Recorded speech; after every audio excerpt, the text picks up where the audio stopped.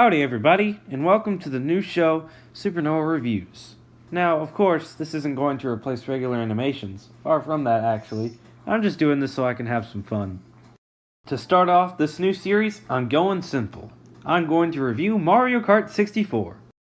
Now, Mario Kart is known for two major things. One, the fun, high-speed, thrilling gameplay. And two, mentally and physically breaking your friendships with item and balancing. As for me, I've played them all, aside from Super Circuit.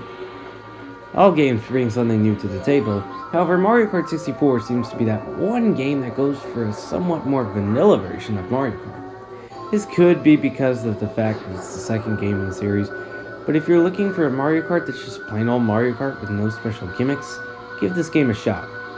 There was only really one new feature that came with its release, 4-player multiplayer, but it doesn't really shake the core gameplay that much, like games such as Double Dash. That's why I find this game to be the most pick up and play Mario Kart game. In some way, this game was my first ever shot as an actual video game. That's right, the first time I ever picked up a controller to play a game was actually at the dentist office. I was so young I drove backwards and didn't know what reverse meant, so if someone was watching, they'd probably scream internally. Later, I picked it back up for the Wii U Virtual Console, and had a great time, despite it being an old game. Eventually, once I reached the age of 15, I bought myself an N64, and Mario Kart was the 6th game for the thing. Enough about my history, let's get to reviewing. Mario Kart 64 is similar to its SNES predecessor, but you can actually see where you're going in battle maps. Okay, just kidding. But how does it stack up to the likes of Super Mario Kart? Mario Kart 64's controls are a lot looser compared to the 16-bit counterpart, but at times, the drifting is extremely stiff. I always find myself jumping out of drifts to keep myself from slamming into a wall, and no matter how hard I drift, I can never get up the spiral staircase in Bowser's Castle. But aside from that, you only encounter such problems in very small conditions, but when you do find them, it's like a slap in the back of the neck. Courses admittedly aren't as creative as some of the other games, however it is a huge step up from Super Mario Kart. It is a little unfair to compare the tracks on variety because of the SNES's cartridge limitations, but it shines right on through. There are 3 raceways, 2 snow levels, and 4 dirt-themed tracks. On top of that, they reuse songs a little too often. Granted, it's never in the same cup, meaning you'll get some spacing when it comes to these songs, but there could have been better variety.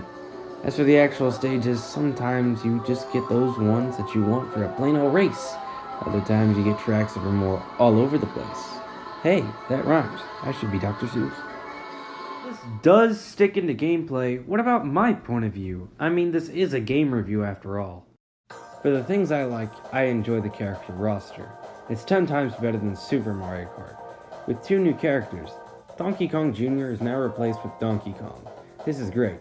The only real reason they added Donkey Kong Jr. over Donkey Kong in Super Mario Kart was because the Donkey Kong Jr. game's anniversary was coming up. Take a shot every time I say Donkey Kong. Jesus. To this day, I still think it was a dumb decision because of that. Now we have Wario over Koopa Troopa. Nintendo said themselves that Koopa was thrown in because they didn't have another character. I don't blame them for that, I just find it much better. I also really enjoy most of the gameplay. However, this game is infamous for the rubber banding AI. Rubber banding is whenever a game speeds up or increases the CPU difficulty so it can catch up to a player. This is so that the player isn't always cruising along in first place with nothing to do, but at times the AI can really get unfair. I personally think rubber banding is a great idea, but in this game it was taken a little too far. In conclusion, Mario Kart 64 is a great title, and one that I think fans of the series should pick up. However, don't go from something like Mario Kart 8 to Mario Kart 64. It's a little too much of a downgrade.